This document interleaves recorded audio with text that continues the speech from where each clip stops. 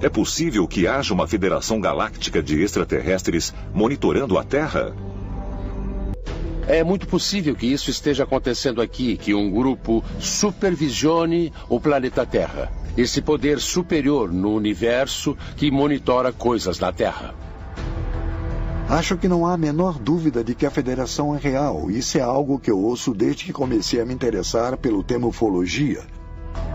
E eu falei com centenas de pessoas que tiveram contatos diretos ou indiretos com vários indivíduos de um ou mais dos planetas que são membros da federação.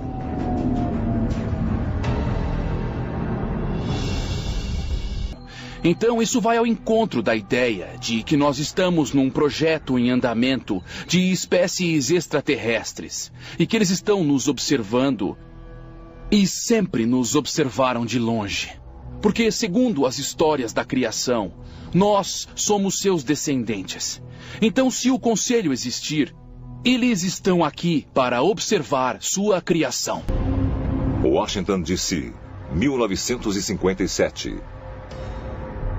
Um agente federal e capelão que tinha autorização de alta segurança no Pentágono, o Dr. Frank Stranges, foi apresentado a um ser extraterrestre chamado Valiant Thor, que trabalhava secretamente com o governo americano.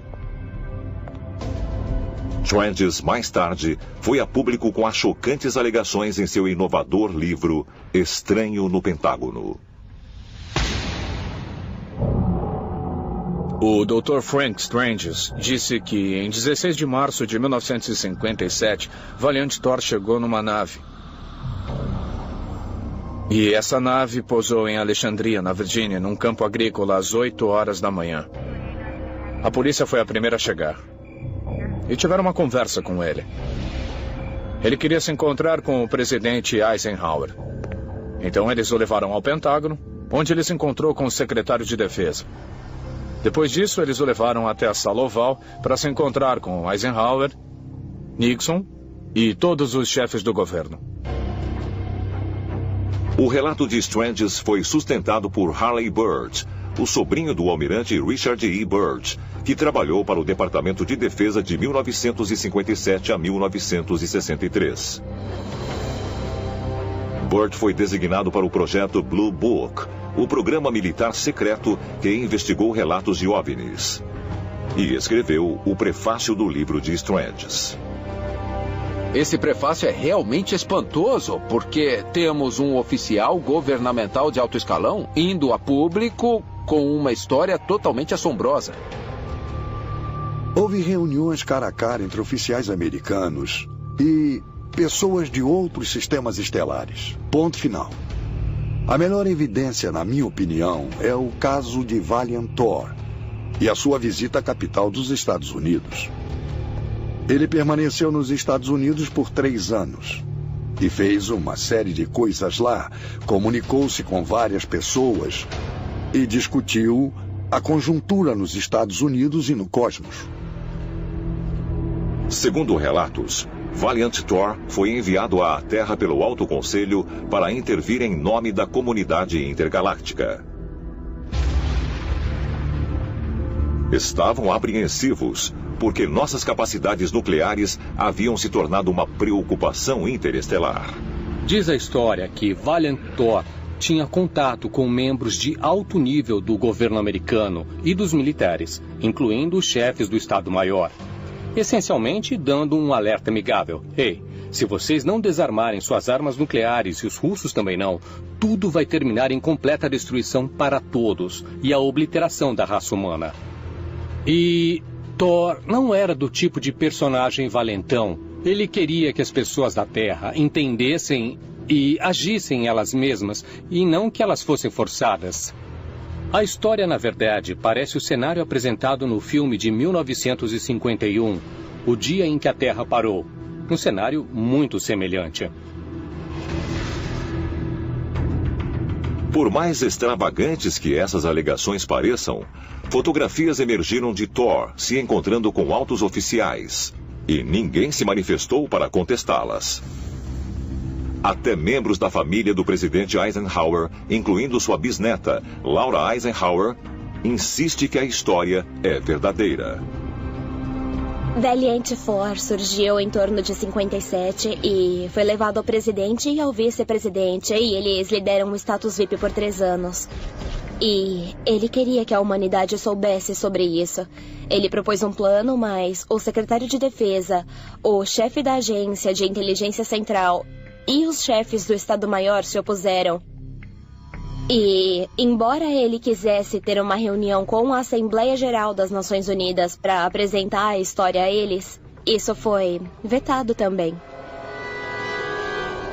Enfim, a sua missão, que era em nome da Federação, não foi abraçada.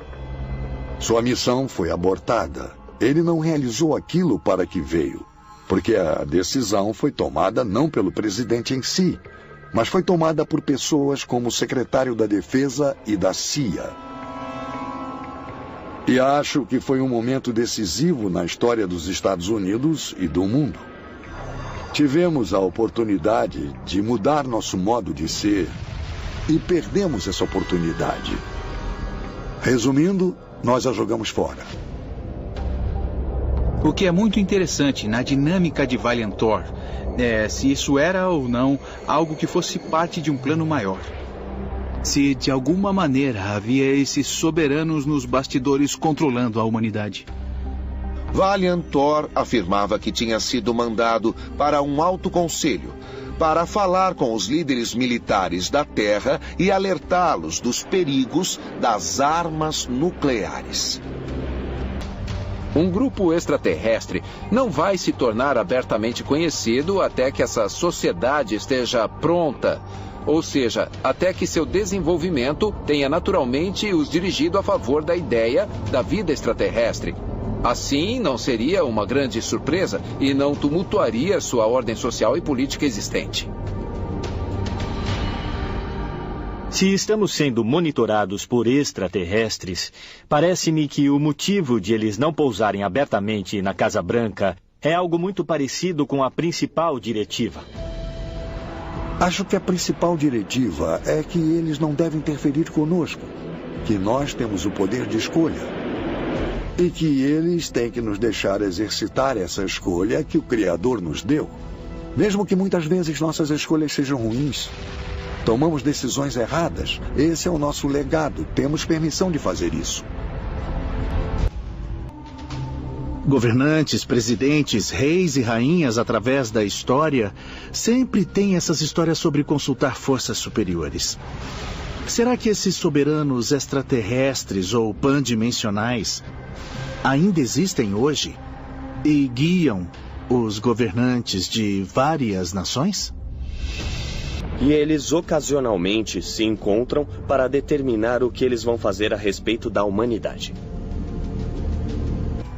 Pessoas hoje afirmam que estão em contato com o Conselho Divino. Quando você olha isso, tem que perguntar, é possível que seja o mesmo grupo de seres extraterrestres que emergem repetidas vezes na história humana? E que, de fato, eles podem ter um plano de longo prazo ou de longo alcance para a humanidade?